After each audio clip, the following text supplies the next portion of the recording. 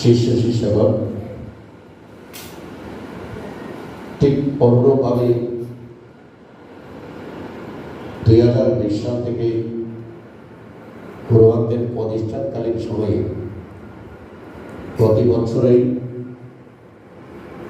মধু পূর্ণিমার পরে অর্থাৎ বাৎসরিক মহাসম্মেলনের পরেই 7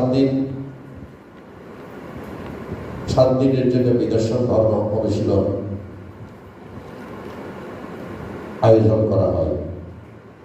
ঠিক এবারও 7 দিনের জন্য নিদর্শন ভাবনা অনুশীলন চলবে।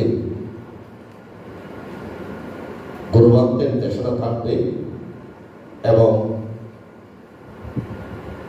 সেবা পরিচর্যার জন্য দেখাশোনা করার জন্য আমি পায়া চাক্কা ভিক্ষু, গুণবর্ধনা পায়া মহাতের এবং ভিক্ষু সংঘগণ 7 দিনই অবস্থান করবে।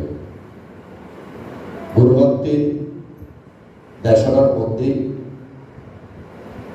বিদর্শন ভাবনার,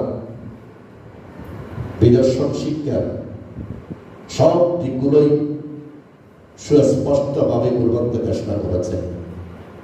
তাই আমাদের বাবু দ্বৈতপ্রভু তিনি 7 দিনের জন্য গুরুবান্তের যেগুলো বর্ষাবাসকালীন সময়ে বিদর্শন ভাবনা শিক্ষা দিয়েছে সেখান থেকে 7 দিনের দেশনা প্রস্তুত করবেন এবং আমরা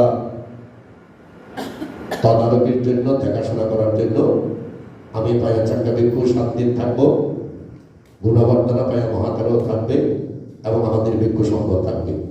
আপনাদের প্রতি অনুরোধ, আপনারা অবশ্যই নাম লিপিবদ্ধ করুন।